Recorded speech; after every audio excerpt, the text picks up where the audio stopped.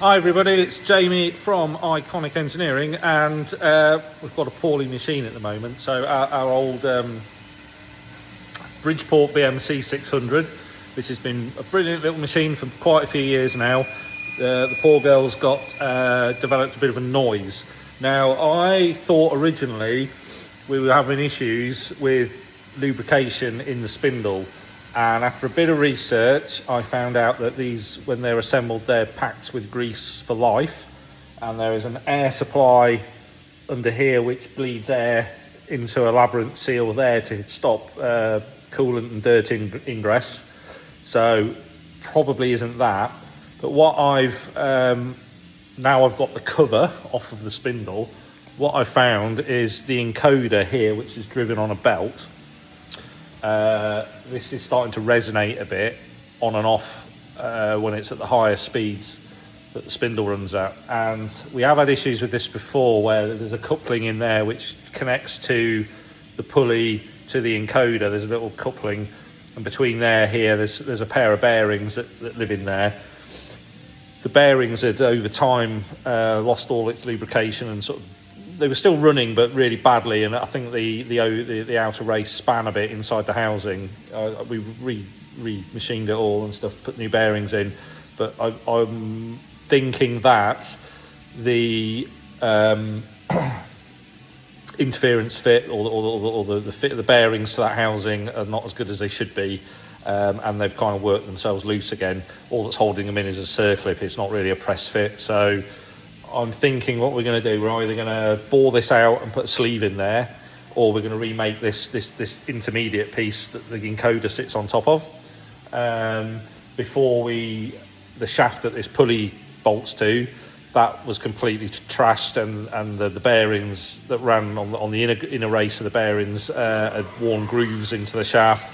You can't buy that anymore.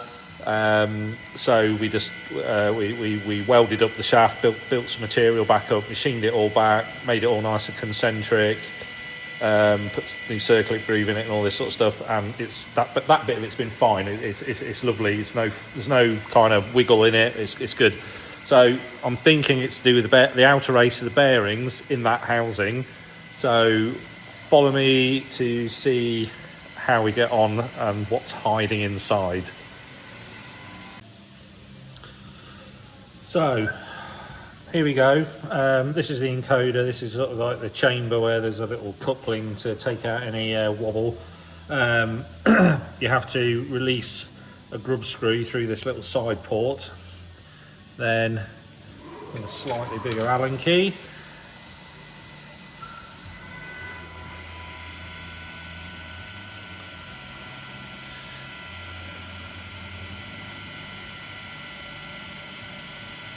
So the only problem when you take the encoder off is the machine kind of forgets where the spindle is in relation to everything. So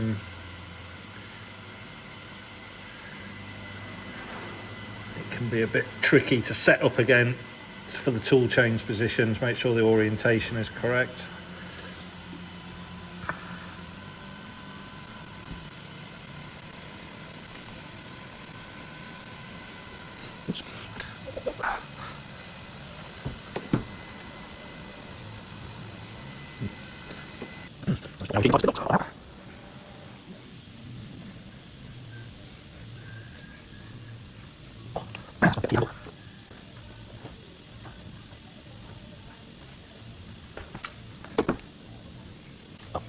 Right. Quality. Now, this is the way it was. That's not much of it. Okay.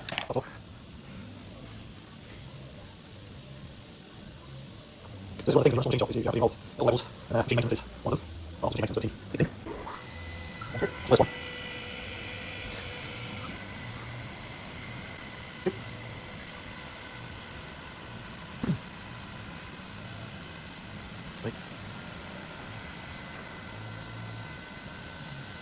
And thank you. Alright.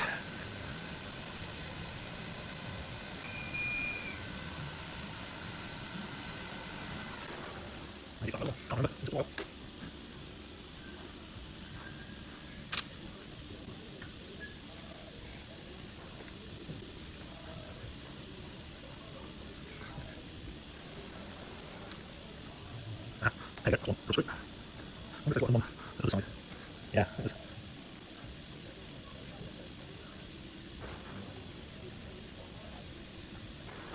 Okay, the 90 degrees there, the one as well. There we go. Is that going to come out? There we go. So you can see this was the coupling that broke last time.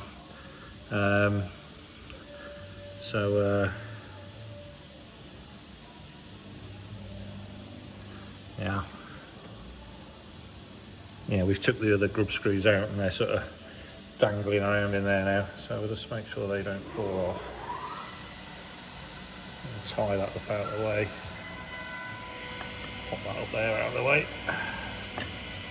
Lovely. Let's get my little magnet. There's me 2 other grub screws. Now, what we want to do is take the housing off.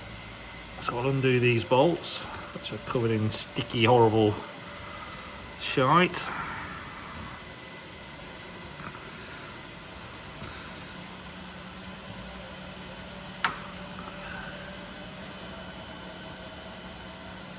Amazing to think that when we refurbished this last time, we cleaned it all and it was all spotless. And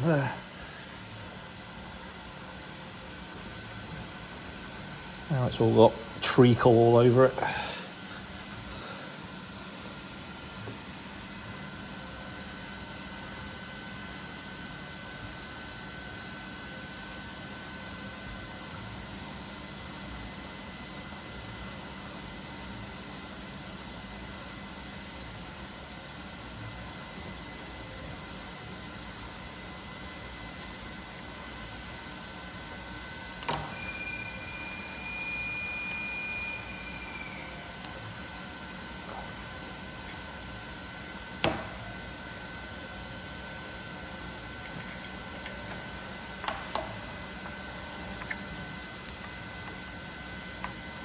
So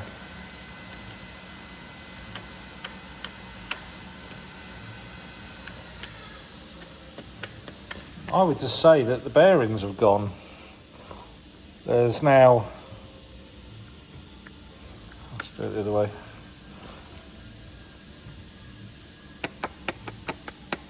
Loads of end float in it. So it might just be a case of changing the bearings. But we'll get these out first, and then we'll have a look and see what the damage is. So let's whip this bad boy apart. If I remember rightly, we have to take these off to get the pulley off.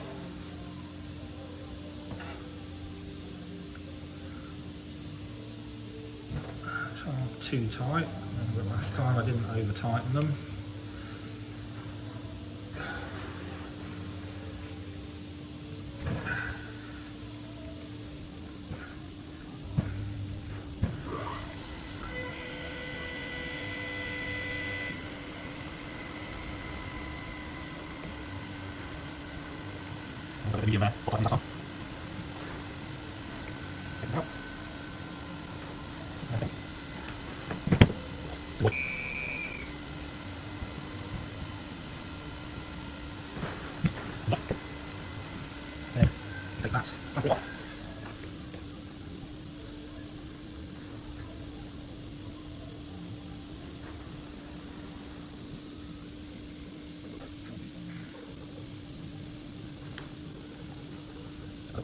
Get into here. I think it's having a bit of snapping.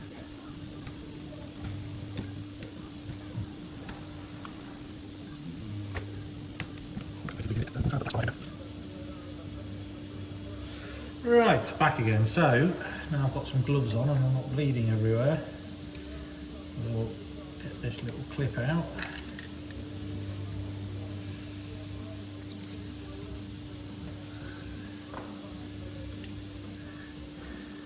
Just like a snap ring, but ideally it wants a circlip in there so you can get some pliers on it.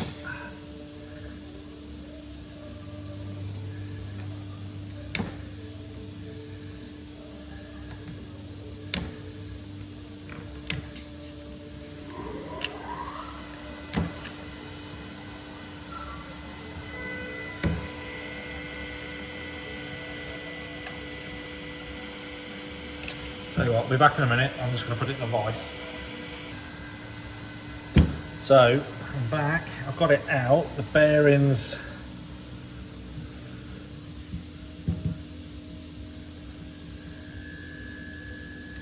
and they don't look like they've been spinning in the bore, but they kind of do not look like they want to come out of that shaft, so I think I need a little hammer.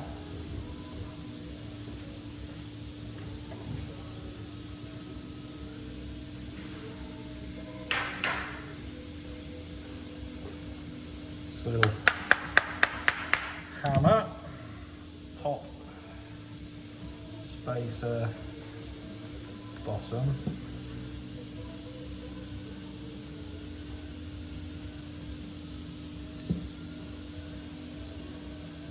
And it looks to me like the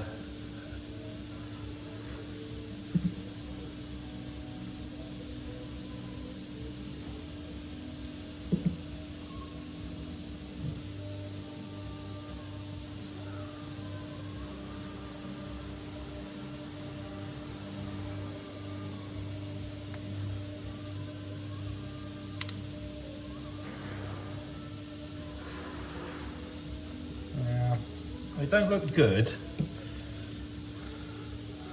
I think that should be much more of a, not doing anything. So that shaft is kind of just, you see that shaft spinning on there, and it's not spinning the inner race. So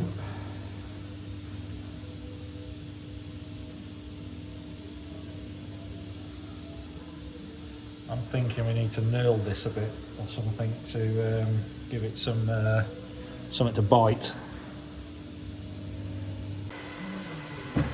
So what I've done is I've took the shaft and I've built it up with some MIG weld. I'm going to let this cool down, not quench it because it'll go hard.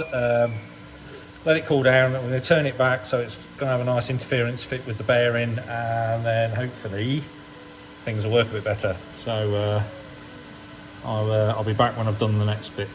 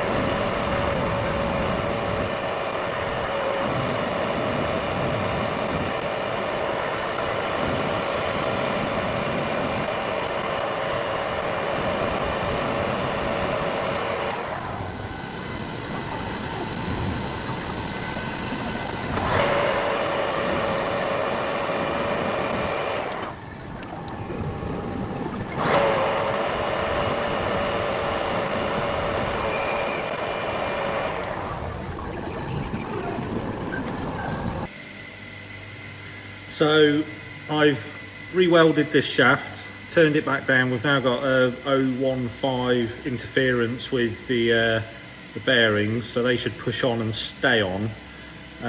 New circlip groove, got a circlip and a bearing spacer. Got some new bearings coming tomorrow, so all being well we should be able to reassemble and get the parameters set for the for the spindle orientation for the tool change, and we should be back up and running. So happy days. So back again, another day. New bearings have arrived, smooth, circlips on, everything's ready to go. So we'll see.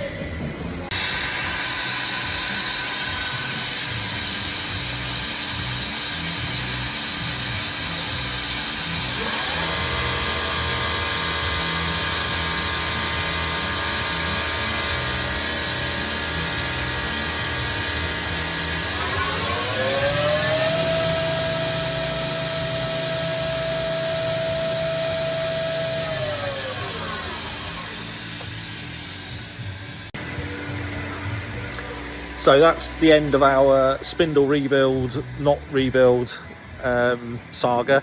It turned out it was purely just the encoder bearings and shaft. Not very good. I think in the long term what we need to do is just remake that whole piece rather than keep sort of bodging it together.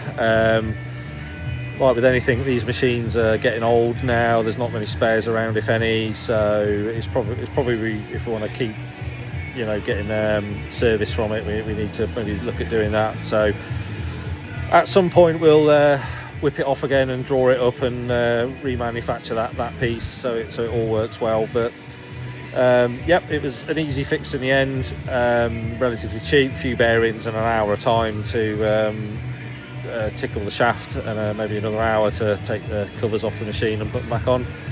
But yeah, that's par for the course when you run a small business and you're running older machines, is you have to turn your hand to, you know, all the disciplines. You can't always call an engineer out for the simple fixes. So yeah, that's just a little insight into some of the stuff we get up to at Iconic. So catch us next time.